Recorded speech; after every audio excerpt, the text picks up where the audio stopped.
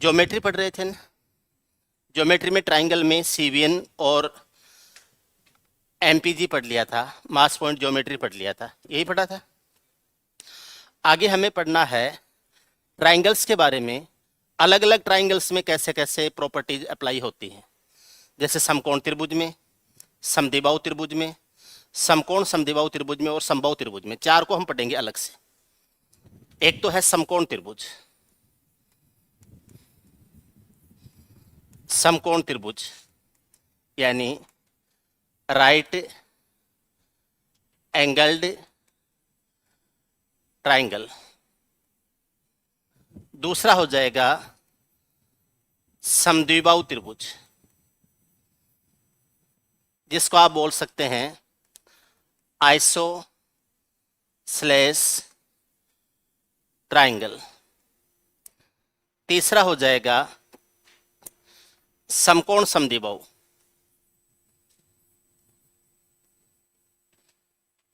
Isosceles और right angle, दोनों आइसोस्लेस and right angle triangle.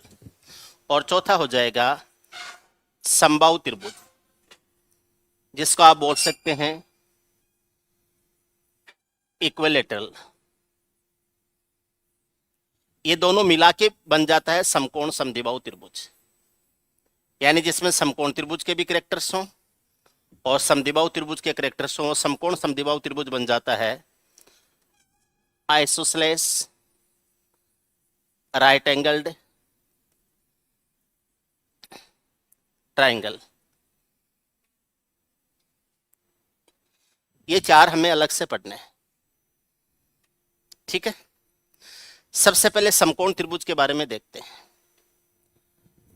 आपको मैंने बताया था कि अगर आपको तीन भुजाएं दी गई हों, पहली बात तो तीन कोण दिए गए हों, तो अगर तीनों कोण 90 डिग्री से छोटे हैं तो न्यून कोण त्रिभुज होगा।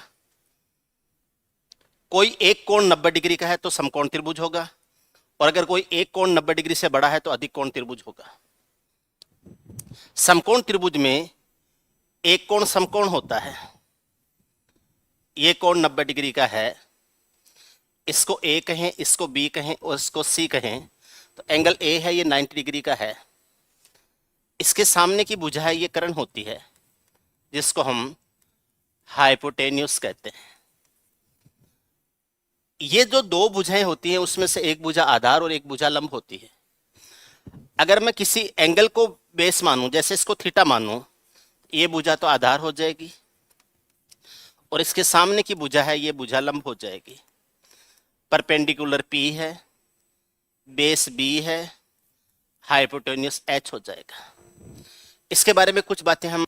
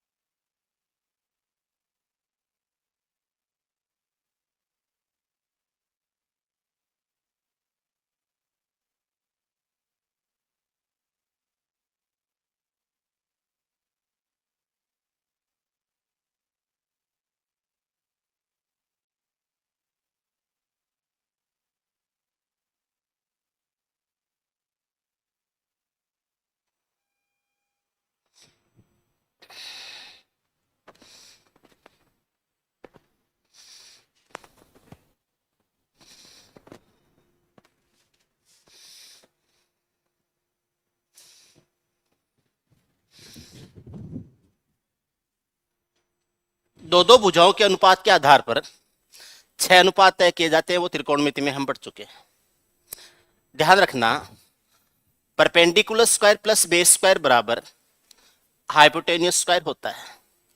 लंब स्क्वायर प्लस आधार स्क्वायर बराबर कर्ण स्क्वायर होता है। आप ये कह सकते हैं कर्ण बराबर perpendicular square plus base square का रूट हो जाएगा, परपेंडिकुलर हो जाएगा s square minus b square का रूट हो जाएगा, और बेस बराबर हो जाएगा s square minus b square है, इसका क्या हो जाएगा, रूट हो जाएगा। लंब बराबर कर्ण स्क्वायर माइनस आधार स्क्वायर का रूट है, आधार बराबर कर्ण स्क्वायर माइनस लंब स्क्वायर का रूट है, और कर्ण बराबर हो जाएगा लंब स्क्वायर प्लस आधार स्क्वायर का रूट हो जाएगा। याद रखना, अगर एक समकोण त्रिभुज है तो सबसे बड़ी भुजा उसकी कर्ण होती है, और इस भुजा का जो स्क्वायर होता है वो इन दो छोटी भुजाओं के स्क्वायर से क्या होता है, बराबर होता है, इनके स्क्वायर्स के योग के बराबर होता है। अगर सबसे बड़ी भुजा का स्क्वायर दो छोटी भुजाओं के स्क्वायर से कम होता है तो न्यून कोण त्रिभुज होगा। अगर इसका जो सबसे बड़ी भुजा का स्क्वायर है वो इसके बराबर होता है तो समकोण त्रिभुज होगा, और अगर सबसे बड़ी भुजा का स्क्वायर है वो जो दो बाकी छोटी भुजाएं हैं उनके स्क्वायर से अधिक होता है तो अधिक कोण त्रिभुज होगा। ठीक है ना। आपको कभी भी किसी ट्राइंगल की भुजाएं देकर आपसे ये पूछा जा सकता है कि ये समकोण त्रिभुज है या नहीं है। भुजाएं देके आपको ये पूछा जा सकता है, तो चेक करने का तरीका यही होता है, जो छोटी भुजा होती है उसका स्क्वायर, सॉरी सबसे बड़ी भुजा होती है उसका स्क्वायर दो छोटी भुजाओं के स्क्वायर के योग के बराबर हो जाएगा। ठीक है ना। अब इसमें जब छोटे मान होते हैं तो हम उनके स्क्वायर करके चेक कर लेते हैं, जब छोटे मान होते हैं तो हम उनके स्क्वायर करके चेक कर लेते हैं, लेकिन कई बार जैसे बड़ी वैल्यूज आ जाती हैं तो हम स्क्वायर करके उसको चेक नहीं कर पाते हैं। तो इसको चेक करने के कुछ तरीके हैं जो मैं बता देता हूं कि भुजाओं को देख के आपको समकोण त्रिभुज आइडेंटिफाई करना हो, आपको जैसे चार ऑप्शन दे दी जाए कि इनमें से समकोण त्रिभुज कौन सा है, तो आप कैसे आइडेंटिफाई करेंगे, थोड़ा सा देख लेते हैं इसके ऊपर। अगर भुजाएं पूर्णांक में दी गई हैं, वैसे जरूरी नहीं है कि हर भुजा पूर्णांक में हो, और त्रिभुज की जो तीन भुजाएं समकोण त्रिभुज बनाती हैं उनको पाइथागोरस ट्रिपलेट्स कहते हैं। ये जो हमने पढ़ा था कि कर्ण स्क्वायर बराबर लंब स्क्वायर प्लस आधार स्क्वायर होता है, इसको हम पाइथागोरस थ्योरम कहते हैं, पाइथागोरस थ्योरम कहते हैं। पाइथागोरस से पहले भी इसकी खोज बोधायन ने कर ली थी, इसलिए इसको बोधायन नियम भी कहते हैं। बोधायन भारतीय गणितज्ञ थे जिन्होंने इसकी खोज कर ली थी, इसलिए इसको बोधायन नियम कहते हैं। ज्यादा सही है बोधायन नियम, क्योंकि पाइथागोरस से पहले इसको बता दिया गया था। वैदिक मैथमेटिक्स पढ़ते हैं हम, जो कि वेदों में लिखी हुई है, उसमें इस चीज का उल्लेख है, उसमें इस चीज का मेंशन है। आपको एक बात और बताऊं मैं आपको, अगर हम किसी रिलीजन के आधार पर बात करें, धार्मिक पुस्तकों के आधार पर बात करें, तो उस पूरे वर्ल्ड में केवल अपना जो भारतीय संस्कृति है उसके जो धार्मिक किताबें हैं जैसे वेद वगैरह हैं, उन्हीं में केवल साइंस और मैथमेटिक्स का जिक्र मिलता है, बाकी कहीं नहीं मिलेगा आपको। तो भारतीय संस्कृति है या अपनी जो प्राचीन संस्कृति है उसमें आपको जो मैथमेटिक्स का नॉलेज भी है, साइंस का नॉलेज भी है, वो भी उन्हीं के साथ में मिक्स है। इसलिए या अगर हम जितने भी पुरानी सांस्कृतिक किताबें या पुराना संस्कृति को हम बात करते हैं तो वो केवल धर्म से रिलेटेड नहीं होती है। जब भारतीय संस्कृति या सनातन संस्कृति की बात होती है, नॉर्मली उसको हम धर्म से जोड़ लेते हैं कि ये भारतीय संस्कृति का मतलब या सनातन संस्कृति मतलब वेदों से मतलब हम जोड़ लेते हैं कि भाई ये धार्मिकता की बात कर रहे हैं। नहीं, टोटल साइंस भी वहीं पर है और टोटल आपके जो मैथमेटिक्स के रूल्स हैं वो भी सारे वहीं से लिए गए हैं सारे। ठीक है ना। तो सबसे पहले इसका प्रतिपादन बोधायन ने किया था, फिर पाइथागोरस ने भी इसके बारे में बताया था। वेस्ट में इसको पाइथागोरस थ्योरम कहा जाता है, बाद में इसको प्रमाणित किया गया कि इससे पहले भी इसका बोधायन ने प्रतिपादन कर दिया था। यहां पर देखिए ऐसी तीन वैल्यूज जिसमें सबसे बड़ी वैल्यू का जो स्क्वायर है वो जो छोटी वैल्यू के स्क्वायर के बराबर होता है, इनको हम पाइथागोरस ट्रिपलेट्स कहते हैं, पाइथागोरस ट्रिपलेट्स कहते हैं या पाइथागोरस त्रिक कहते हैं, पाइथागोरस त्रिक बोलते हैं इसको, पाइथागोरस ट्रिपलेट्स या पाइथागोरस त्रिक बोलते हैं। जैसे मैं ये कहूं एक भुजा 1 सेंटीमीटर, एक भुजा 2 सेंटीमीटर और एक भुजा √5 सेंटीमीटर है, तो क्या ये पाइथागोरस ट्रिपलेट है? एक का स्क्वायर और दो का स्क्वायर करते हैं तो 5 आ जाता है, और √5 का स्क्वायर करने से भी 5 आ जाता है। इसका मतलब ये पाइथागोरस ट्रिपलेट्स हैं, ये पाइथागोरस ट्रिपलेट्स हैं। अब यहां पर संख्या रूट में न रहे, संख्या रूट में न रहे, इसके लिए कुछ चीजें ऐसी हैं जहां पूर्णांक में भी वैल्यू हो सकती है। कुछ पूर्णांकीय अनुपात ऐसे हैं जो हमेशा पाइथागोरस ट्रिपलेट्स के रूप में होते हैं। जैसे एक भुजा 3 सेंटीमीटर, एक भुजा 4 सेंटीमीटर और एक भुजा 5 सेंटीमीटर हो। 3 का स्क्वायर 9 होता है, 4 का स्क्वायर 16 होता है, 5 का स्क्वायर 25 होता है, 9 और 16 25 के बराबर होते हैं। हम ये कह सकते हैं कि 3 4 और 5 है, ये पाइथागोरस ट्रिपलेट्स बनाते हैं। एक चीज और देखना, न केवल 3 4 और 5 है ये पाइथागोरस ट्रिपलेट्स बनाते हैं, इनका कोई भी मल्टीपल हो या इनका कोई भी फ्रैक्शन हो वो भी पाइथागोरस ट्रिपलेट्स बनाता है। जैसे 3 का दुगुना 6 दे दिया, 4 का दुगुना 8 दे दिया, 5 का दुगुना 10 दे दिया, तो 6 8 10 में भी पाइथागोरस ट्रिपलेट्स लगेगा। जैसे 3 स्क्वायर प्लस 4 स्क्वायर बराबर 5 स्क्वायर हुआ है, वैसे 6 स्क्वायर प्लस 8 स्क्वायर बराबर 10 स्क्वायर होता है। 6 का स्क्वायर 36 है, 8 का स्क्वायर 64 है, 10 का स्क्वायर 100 हो जाएगा। 36 और 64 को जोड़ते हैं तो कितना आता है? 100 आता है। अगर इनका तिगुना ले लें, 9 ले लिया, 12 ले लिया, 15 ले लिया, 9 का स्क्वायर 81 है, 12 का स्क्वायर 144 है, इनको जोड़ते हैं तो 15 का स्क्वायर 225 के बराबर होता है। इनका चौगुना ले लिया, इनका 5 गुना ले लिया, या इनकी कोई फ्रैक्शन ले ली, जैसे 3/7 है, 4/7 है और 5/7 है, तो इसमें अनुपात देखेंगे तो 3 4 5 का ही अनुपात आता है। भले ही ये खुद 3 4 5 नहीं हो, लेकिन 3/7 4/7 और 5/7 में भी ये लगेगा। 3/7 का स्क्वायर प्लस 4/7 का स्क्वायर बराबर 5/7 के स्क्वायर के बराबर होता है। ये हो जाएगा 9/49, ये हो जाएगा 16/49, ये हो जाएगा 25/49, इनको जोड़ते हैं तो 25/49 के बराबर हो जाएगा। ठीक है ना? ऐसे ही मान लो जैसे 0.3 दे दिया, 0.4 दे दिया, 0.5 दे दिया, इनमें भी पाइथागोरस थ्योरम लगेगी ही लगेगी। अगर इस अनुपात में है तो पाइथागोरस थ्योरम लगेगी ही लगेगी। इनका आधा कर दिया, 3 का आधा 1.5 कर दिया, 4 का आधा 2 कर दिया, 5 का आधा 2.5 कर दिया तो भी लगेगा। इनका चौथाई कर दिया, ठीक है, 0.75 कर दिया, 1 कर दिया और 1.25 कर दिया तो भी ये पाइथागोरस ट्रिपलेट्स में माने जाएंगे।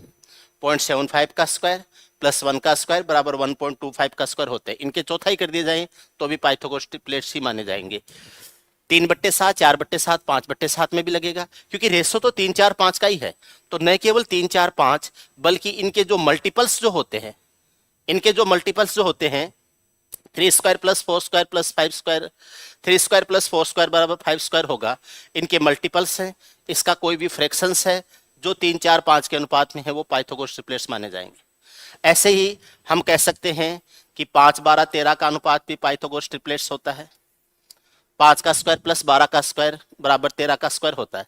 तो कुछ पाइथागोरस ट्रिपलेट्स हैं जो तो हमें सीधे याद भी रह जाते हैं, तो मैं 5 7 तो बता देता हूं डायरेक्ट, उसके बाद में आपको तरीका बता दूंगा कैसे आइडेंटिफाई करना है। ठीक है ना? एक तरीका तो यह है कि दो छोटी संख्याओं का स्क्वायर बड़ी संख्या के स्क्वायर के बराबर होता ही होता है, इसलिए आप उससे तय कर सकते हो कि ये पाइथागोरस ट्रिपलेट है या नहीं है।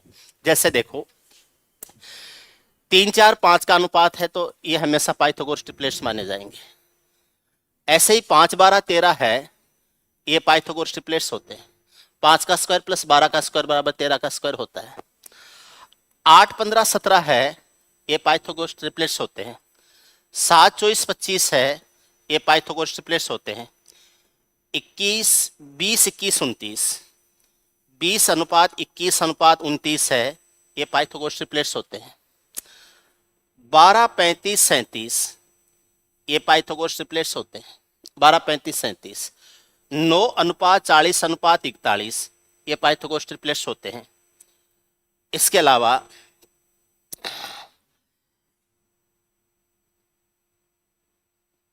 9 है, 9 40 41 हो गया।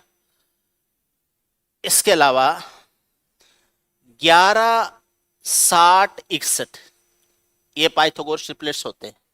11 60 61, ये पाइथागोरस ट्रिपलेट्स होते हैं।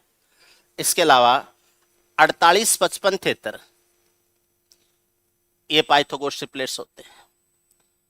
48 55 73 है, ये भी पाइथागोरस ट्रिपलेट्स होते हैं।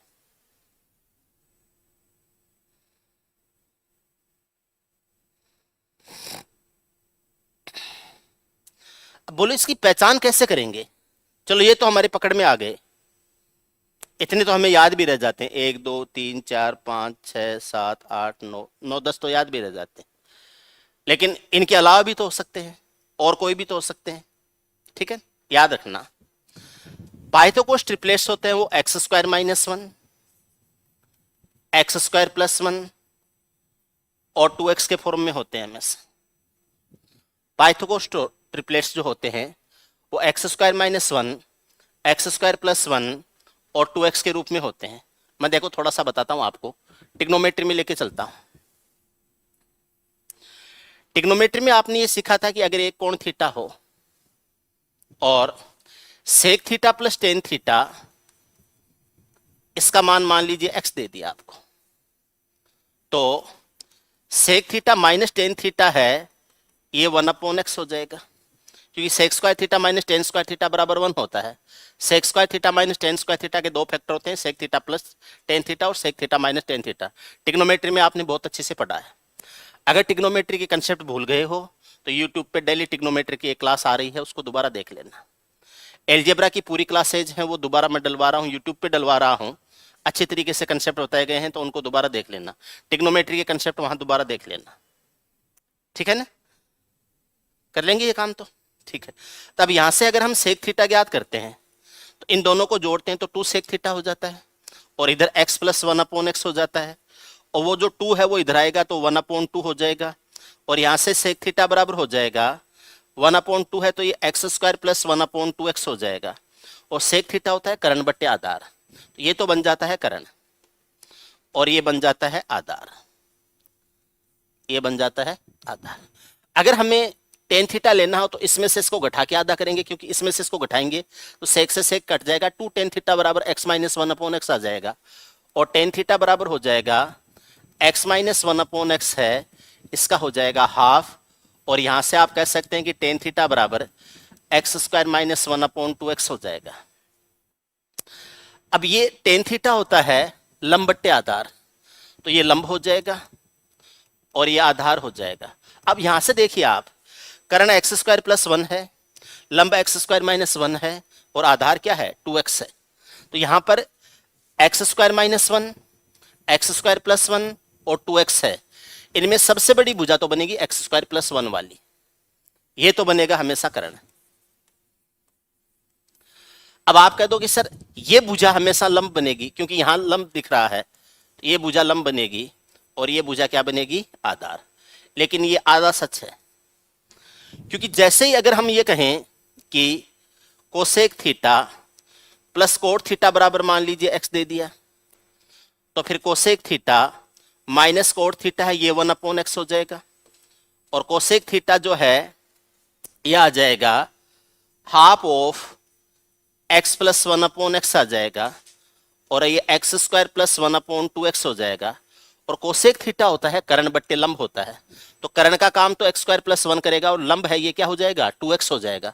तो अगर इस कंडीशंस के ऊपर हम चलते हैं तो एक्स स्क्वायर प्लस 1 जो है वो तो बन जाएगा आपका कर्ण, 2x है ये आपका बन जाएगा क्या लंब बन जाएगा, और इससे अगर हम कोट थीटा ज्ञात करें तो इसमें से इसको घटाएंगे तो कोसेक से कोसेक तो कट जाएगा, 2 कोट थीटा बराबर x माइनस 1/x आ जाएगा, कोट थीटा बराबर x माइनस 1/x का 1/2 हो जाएगा, और कोट थीटा बराबर एक्स स्क्वायर माइनस 1/2x हो जाएगा। तो इसके आधार पर अगर हम कोट थीटा का मान ज्ञात करें तो एक्स स्क्वायर माइनस 1 क्या हो जाएगा 2x हो जाएगा, और कोट थीटा होता है आधार बट्टे लंब होता है, तो यह तो हो जाएगा आधार और ये क्या हो जाएगा लंब हो जाएगा, ये हो जाएगा आधार बट्टे लंब।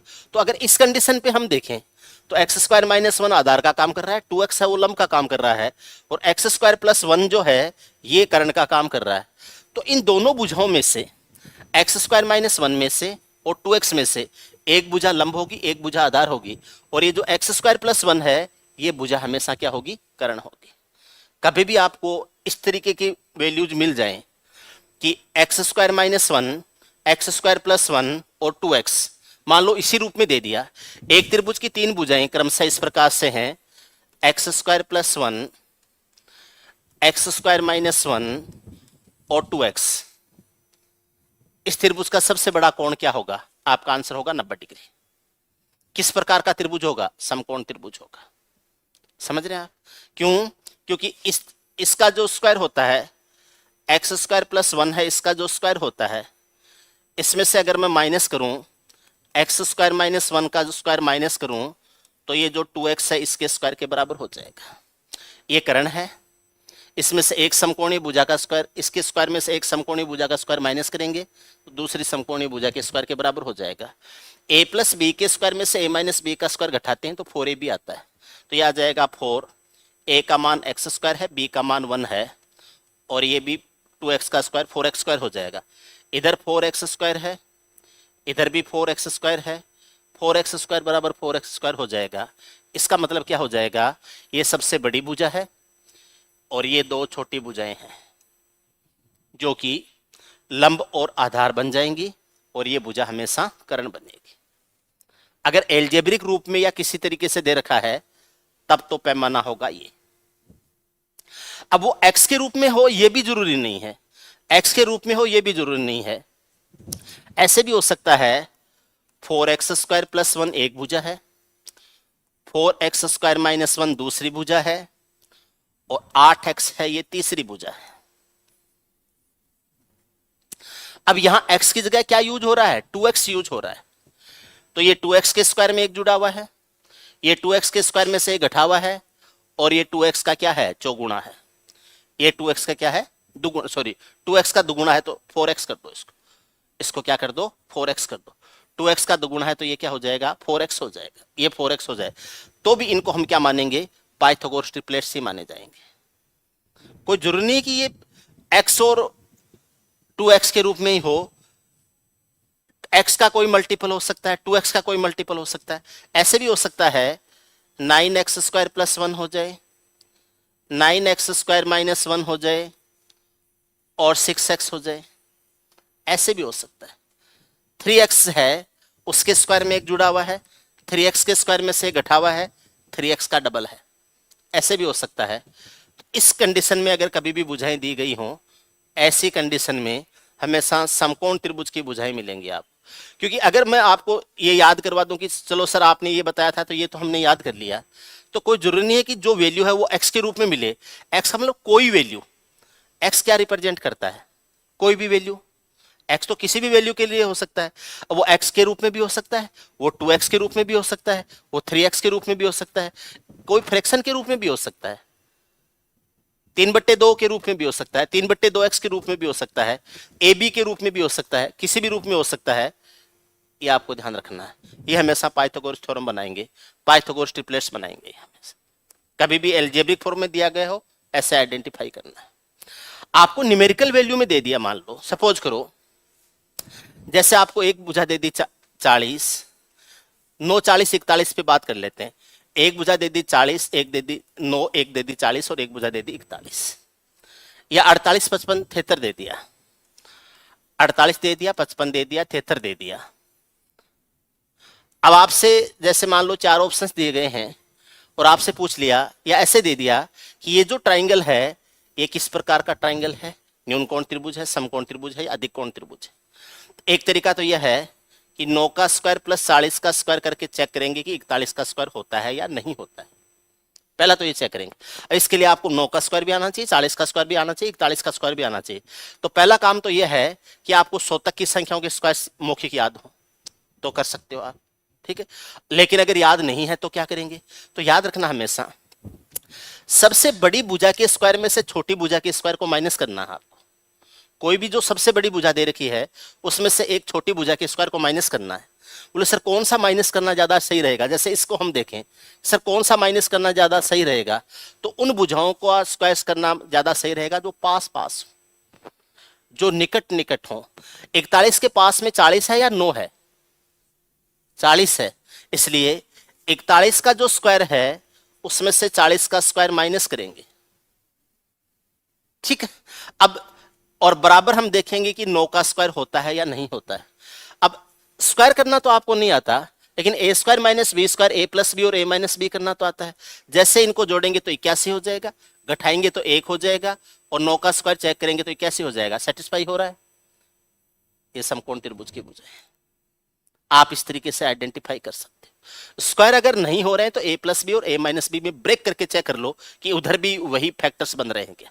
ऐसे जैसे 48 55 73 है, अब इसमें 73 से 48 भी काफी दूर है और 55 भी काफी दूर है। मुझे ऐसे लग रहा है 48 भी दूर है, 55 भी दूर है, इसलिए मैं अब देखता हूं कि किस में से किसका स्क्वायर करूं।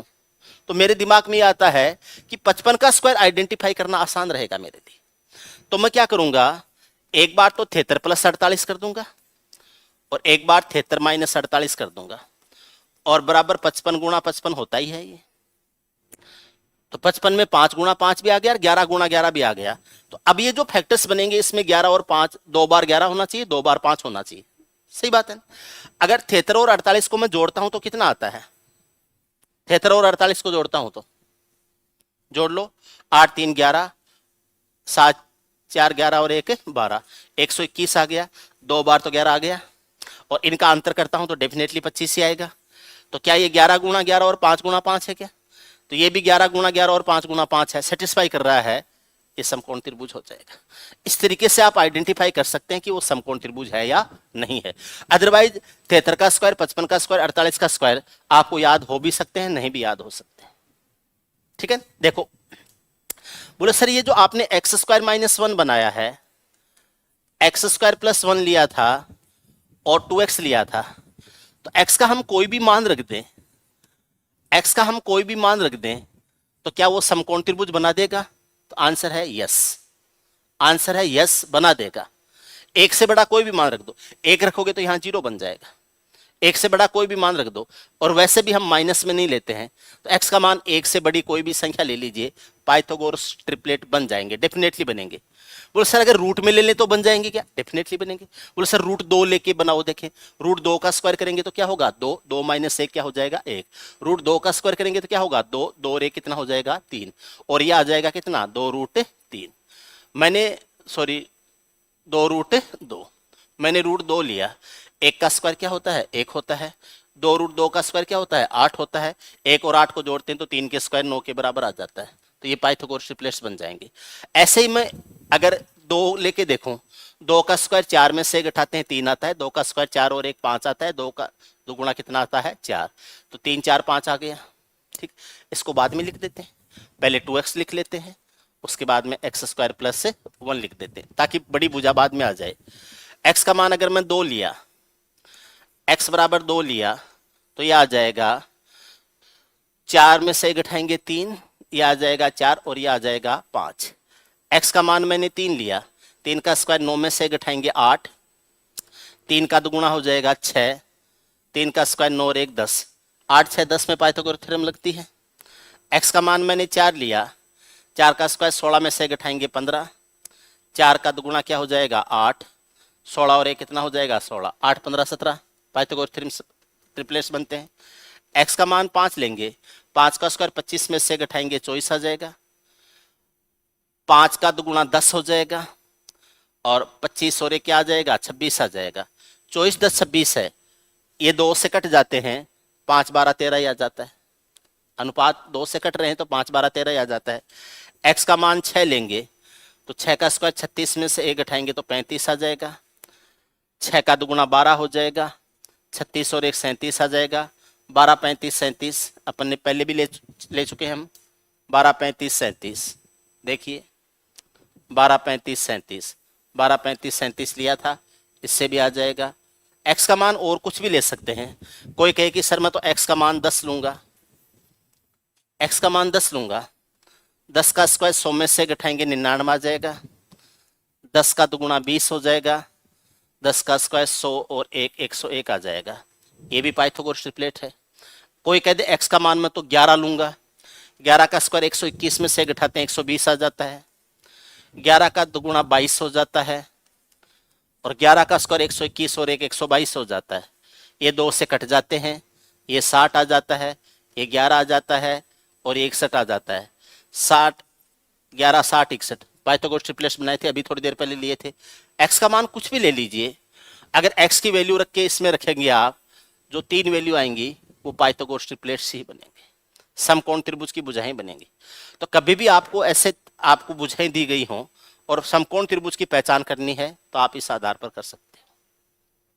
एल्जेब्रिक रूप में है तो इस तरीके से होनी चाहिए, एक संख्या का स्क्वायर +1, दूसरी संख्या का स्क्वायर -1 और उसी संख्या का डबल, तो पाइथागोरस ट्रिपलेट्स होंगे।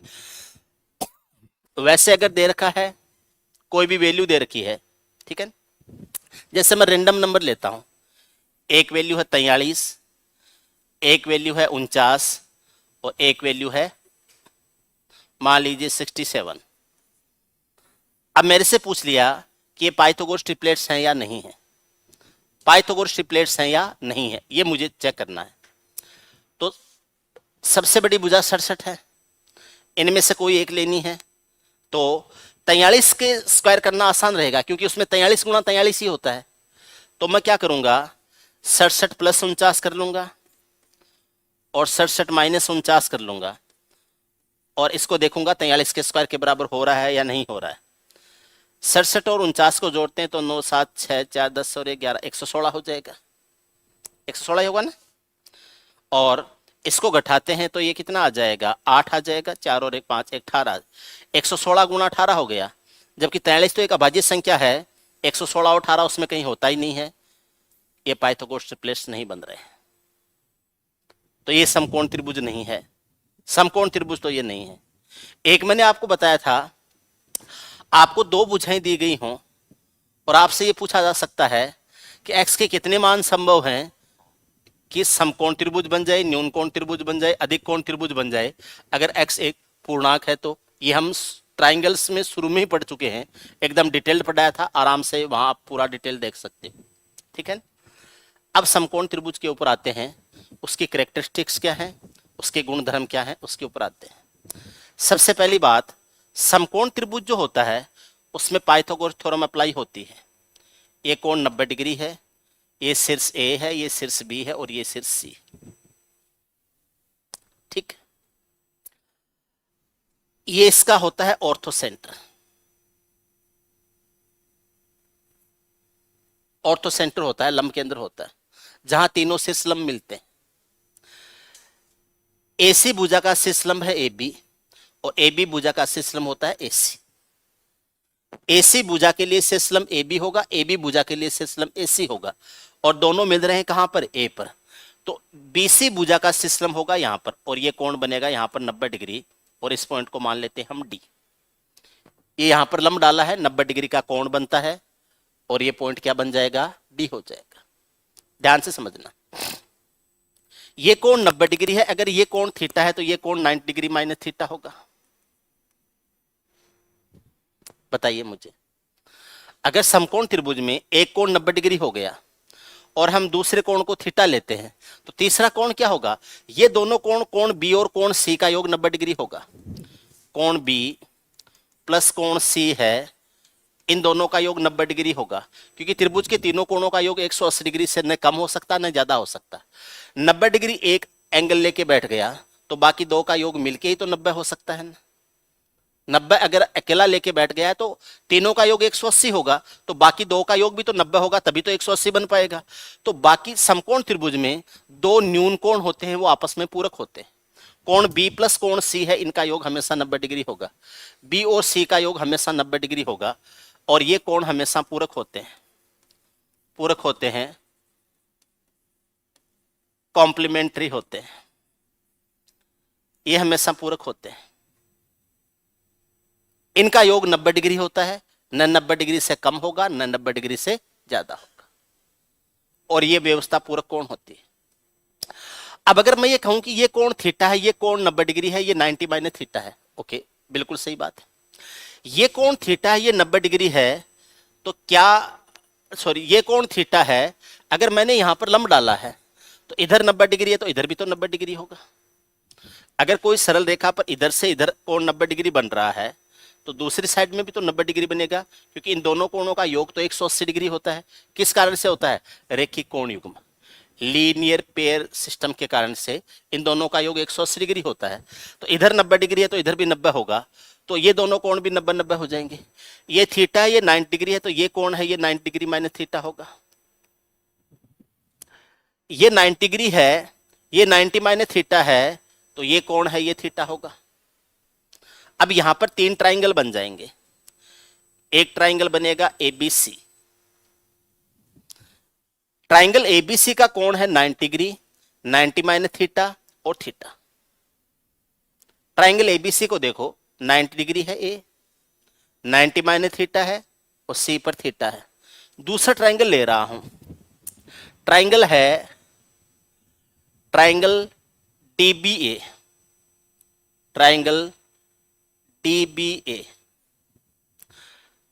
90 डिग्री, 90 माइनस थीटा और थीटा। तीसरा ट्राइंगल ले रहा हूं D A C, triangle D A C, ये 90 डिग्री है, ये 90 माइनस थीटा है और ये थीटा है। ये तीनों ट्राइंगल्स है, ये आपस में सिमिलर होते हैं। Triangle A B C, triangle D B A और ट्राइंगल डी ए सी है, ये आपस में सिमिलर होते हैं। ध्यान रखना है। समरूप त्रिभुज होते हैं। समरूप त्रिभुज की भुजाएं समानुपातिक होती हैं। समरूप त्रिभुज की भुजाएं समानुपातिक होती हैं। इसकी पहली भुजा, जैसे इस ट्राइंगल को इस ट्राइंगल के साथ में कंपेयर कर सकते हैं, इस ट्राइंगल को इस ट्राइंगल के साथ में कंपेयर कर सकते हैं, या इस ट्राइंगल को इस ट्राइंगल के साथ में कंपेयर कर सकते हैं। समरूप त्रिभुज की भुजाएं समानुपातिक होती हैं और कोण होते हैं वो बराबर होते हैं। क्या आपके समझ में आ गया कि ये समरूप त्रिभुज है? एक कोण 90 डिग्री है, एक 90 माइनस थीटा है और एक थीटा है। सबसे पहले अगर मैं एबीसी पूरे ट्राइंगल को देखूं तो ये 90 डिग्री है, बी 90 माइनस थीटा है और सी थीटा है। ट्राइंगल एबीसी हो गया। उसके बाद में मैं डी बी ए को देखूंगा, ये डी है, ये बी है, ये ए है, 90 डिग्री है, 90 माइनस थीटा है और ये कोण थीटा है। उसके बाद में मैं डी ए सी को देखूंगा, ये 90 डिग्री है, ये 90 माइनस थीटा है और ये थीटा है, ये डी ए सी है। ये क्या हो गया? ये तीनों जो ट्राइंगल्स है ये आपस में सिमिलर होंगे, समरूप होंगे। क्या आप समझ पा रहे हो? यहां पर अब कुछ कंक्लूजन्स निकलेंगे जिनके ऊपर आपको ध्यान देना है। यहां से कुछ कंक्लूजन्स निकलेंगे, कुछ निष्कर्ष निकलेंगे। उन निष्कर्ष के ऊपर आपको ध्यान देना है किस तरीके से ये चीजें आपस में कैलकुलेट होंगी। त्रिभुज का क्षेत्रफल होता है आधार 1/2 गुणा आधार गुणा ऊंचाई। त्रिभुज का क्षेत्रफल 1/2 गुणा आधार गुणा ऊंचाई होता है। अच्छा, ये जो एडी है, ये जो एडी है, ये समकोणीय शीर्ष पर शीर्षलंब होता है। समकोणीय शीर्ष से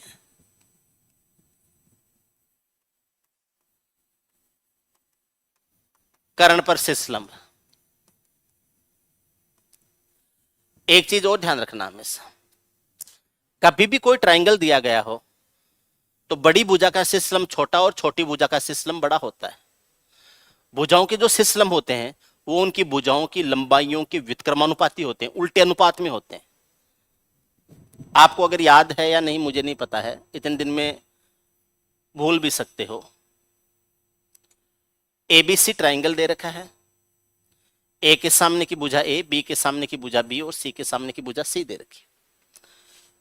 ए भुजा पर शीर्षलंब है H1, बी भुजा पर शीर्षलंब है H2, सी भुजा पर शीर्षलंब है H3। ये 90 डिग्री कोण है, ये 90 डिग्री कोण है, ये 90 डिग्री कोण है।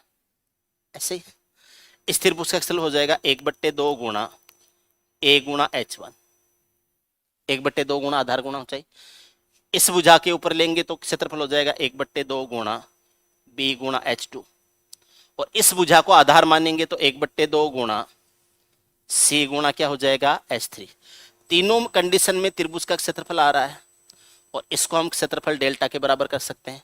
1/2 1/2 1/2 कट जाएगा तो आप ये कह सकते हो AH1 अनुपात BH2 अनुपात CH3 AH1 बराबर BH2 बराबर CH3 हो जाएगा। तो आप ये कह सकते हैं कि A अनुपात B अनुपात C है, ये 1/H1 1/H2 अनुपात 1/ क्या हो जाएगा H3, या H1 अनुपात H2 अनुपात H3 है, ये हो जाएगा 1/A अनुपात 1/B अनुपात 1/C। उल्टे अनुपात में होते हैं, उल्टे अनुपात में होते हैं।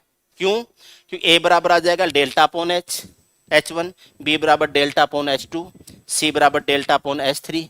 डेल्टा डेल्टा कट जाएंगे, 1/H1 1/H2 1/H3। तो उल्टे अनुपात में होते हैं। तो बड़ी भुजा का शीर्षलंब छोटा और छोटी भुजा का शीर्षलंब हमेशा बड़ा होता है। ठीक है, देखो अगर भुजाओं के अनुपात 2:3:4 दे रखे हैं, सपोज कीजिए भुजाओं के अनुपात 2:3:4 दे रखे हैं, ठीक है, त्रिभुज की भुजाओं के अनुपात 2:3:4 दे रखे हैं। ठीक है, तो यहां पर समकोण त्रिभुज हो जाएगा क्या? समकोण त्रिभुज तो नहीं होगा, लेकिन इनके जो सिसलम होंगे 2, 3, 4 के आधार पर दे रखे हैं, इनके जो सिसलम होंगे, पहले तो ये बताइए त्रिभुज कैसा बनेगा? कैसा त्रिभुज बनेगा? न्यून कोण, समकोण या अधिक कोण? अधिक कोण बनेगा। तो इनके जो सिसलम है उनका अनुपात हो जाएगा 1/2, 1/3 और 1/4। 4 का तिगुणा 12, 4 का दुगुणा 8 और 3 का दुगुणा 6, और ये आ जाएगा 6:4:3। इनके सिसलमों का अनुपात हो जाएगा 6:4:3। सबसे बड़ी भुजा ये थी, सबसे छोटी भुजा ये थी, इसका सिसलम सबसे बड़ा है। सबसे बड़ी भुजा ये थी, इसका सिसलम सबसे क्या हो जाएगा? छोटा हो जाएगा। तो भुजाओं के जो सिरस्लम होते हैं, उस भुजा पर जो सिरस्लम होता है वो उस भुजा की लंबाई के व्युत्क्रमानुपाती होता है, उल्टे अनुपात में होता है। जितनी बड़ी भुजा उतना ही उसका सिरस्लंब छोटा, ध्यान रखना है। तो अब आप यहां देखेंगे समकोण त्रिभुज में सबसे बड़ी भुजा उसका कर्ण होती है, तो उसका जो सिरस्लम है वो सबसे छोटा सिरस्लम होता है। ठीक है, आज के लिए इतना ठीक है क्या?